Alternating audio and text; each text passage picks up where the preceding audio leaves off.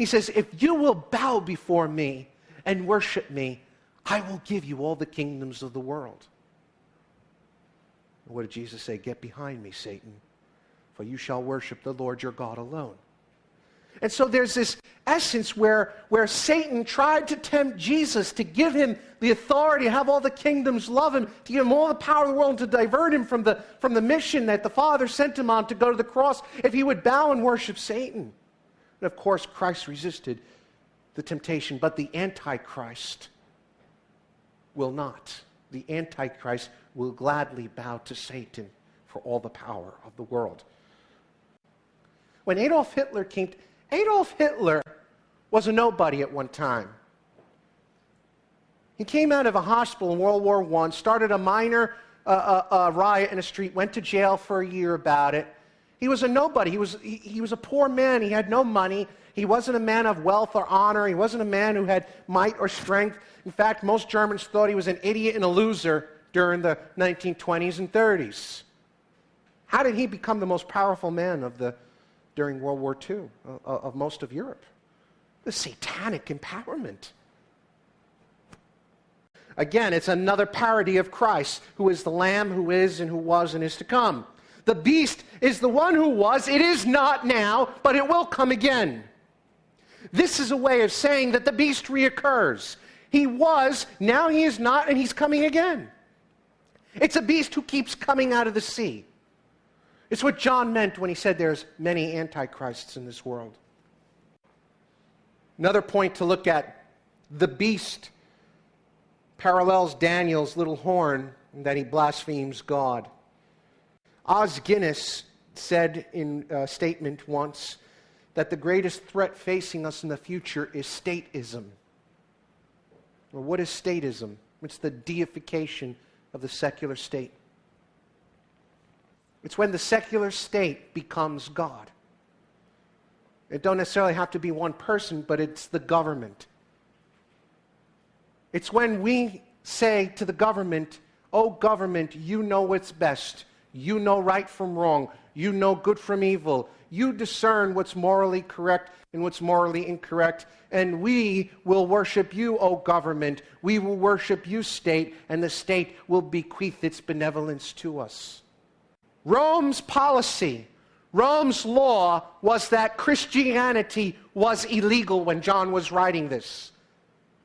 Rome had an agenda to systematically wipe out Christianity. They used Christians as burning torches to light the roads. They threw Christians into the Colosseum and watched them devoured by wild beasts for mere entertainment. The Christians were the scum of the world in the Roman Empire. The surprise is, and you may be shocked to find out, that you will be persecuted eventually in a Western democracy like the US of A. But we're here in America. Could we, a country that was founded on biblical principles, ever suffer from persecution? Absolutely. And we've seen it. Again, it's a systematic approach. The spirit of Antichrist, wake up. The spirit of Antichrist is at work in our nation. It is at work in our schools. It is at work in our government institutions. It is at work in our media. It is at work all around and among you. And the goal is not to one day say, let's make a law and put all Christians in jails. No, it's very systematic. Like the little horn in Daniel 7, the goal is to wear out the saints. And how do you wear out the saints? By launching a war that little by little strips away, little by little tears down, and little by little wears you out till there's nothing left to fight. The Antichrist is playing rope-a-dope on us. For those of you who don't know what rope-a-dope means, it was the Muhammad Ali's tactic to beating George Foreman. It was hang on the ropes, take a beating until you wear out your opponent, and then you sock him. And that's what the spirit of Antichrist is doing, wearing us down. Things like outlawing prayer and Bible reading in schools seems innocuous, seems innocent. We could justify it. But look at our education system today. tie into that the social engineering that is behind our compulsory education system that's designed to create a statist mindset that will support a deified state one day. Look at in the media. Half the movies you watch, half the music you listen to, half the stuff that you think is cool, the people hate you. The actors in Hollywood that you'll pay a lot of money to go see in a movie, they hate you. They think you're a moron. The people that you spend money to buy their albums, you think they're cool, the rappers or whoever you listen to, or they hate you. They think you're morons. Keep giving them your money. Because in Hollywood, in the media, the whole goal of the Antichrist agenda is to marginalize us, to make us look stupid. And as we become the laughing stock, nobody takes us serious anymore because the domination of the Hollywood elite is telling the world that Christians are stupid. And so when you share the gospel with someone and say, oh, look at that idiot Christian, because they've been brainwashed by the mass media that marginalizes us on a constant basis. For example, may sound like I harp on a lot, but the same-sex marriage thing that keeps getting pushed on us, you know, it reaches a point where a same-sex couple comes into the church and says, we'd like you to marry us. And I'll say, well, I can't do that because as a Christian, you two are living in sin and I could never marry you. Now, those two go to the government and said, he will not comply, he's discriminating against us. He said we're in sin, he's guilty of hate speech, and he refused to marry us. The government says, why won't you marry these people? Well, it's my conviction. The Bible says that you know, homosexuality is a sin. Well, you can't say that. The government says you're supposed to marry them. You can't discriminate. And as an anti-discrimination lawsuit comes on me, the 501c3 status gets stripped from us, and before you know it, persecution begins. You see how it works? A lot of people were kind of fuzzy about the health care law. Why was people so upset about mandating that if someone works for you, that you provide for them abortion care? Well, because if someone is an employee of Grace and Truth Church, I do not believe in abortion, and I'm not going to pay for their health care so that they can get an abortion if they want. That goes against my conscience. That may not seem like a big deal to some, but to me it is. Because what could happen is if I don't comply, the government could come after me, take away our 501c3 status, take away status, and ultimately could jail you if you don't comply with the state. So this is how stuff happens. It happens little by little. It erodes you from every angle. It erodes you from the entertainment industry. It erodes you from the government. It erodes you from the school. You go to school, you send your kids to school, and you hope they get a good education. And they're taught from kindergarten till they're in college that God doesn't exist, that we evolved from slime on the earth, and that they're taught humanistic values, and they're taught pluralistic values, and they're taught tolerance of homosexuality. And so you send your kids to school, hope they get a good education, and they come out twice as son of hell as you could have imagined. You think that by taking them to Sunday school for 1 hour downstairs, you think it's going to make a difference?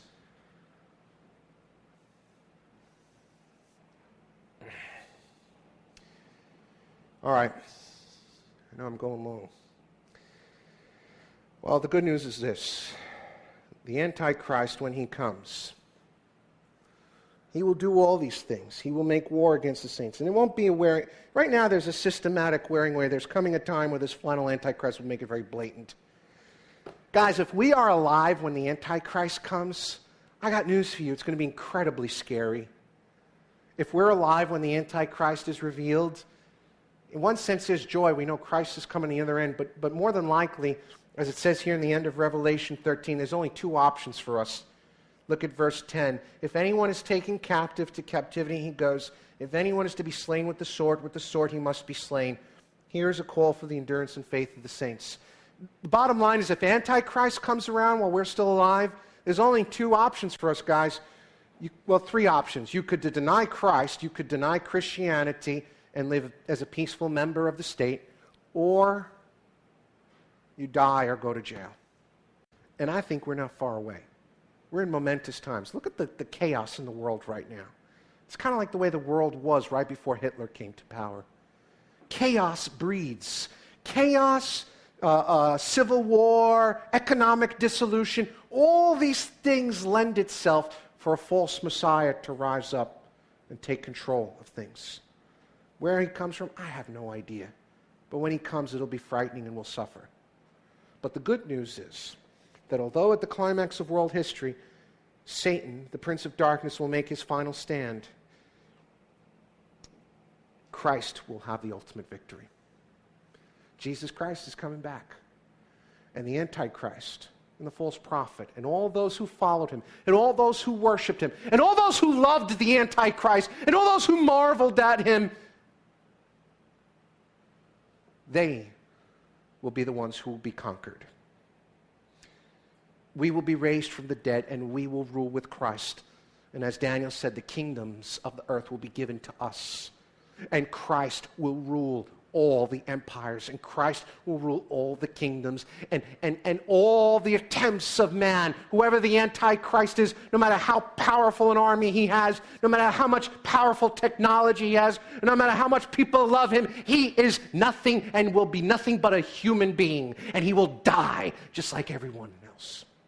Skull and bones, but Christ will come back, the eternal God, and we will be raised in his likeness and rule with him forever and ever and ever. That's what's meant by the term 42 months. It's a limited amount of time that Antichrist rules, and thank God it is a limited amount of time. Matthew 24:22 tells us if those days had not been cut short, no human being would be saved, but for the sake of the elect, those days will be cut short.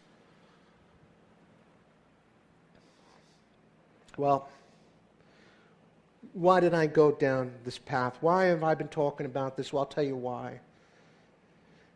We're seeing in our day society unraveling. We're seeing society becoming increasingly hostile towards God and hostile towards Christianity. And I speak to some people and they're surprised. But let me explain to you, don't be surprised. You should not be shocked if the world is becoming increasingly hostile towards you.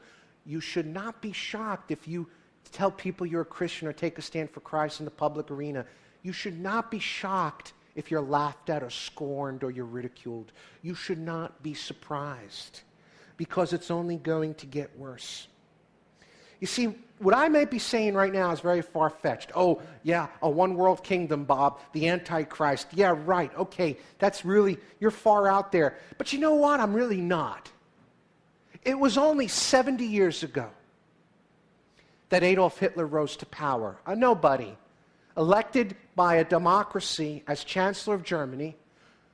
Within no amount of time, as Germany was on the brink of economic disaster, promised to restore Germany to the greatness of it once was, who instituted the Third Reich, who abolished Parliament and subsumed all power in himself, and the Germans went right along with it. To this day, historians are baffled. They are baffled about the hypnotic approach that Hitler had. Hitler spoke and the Germans just listened.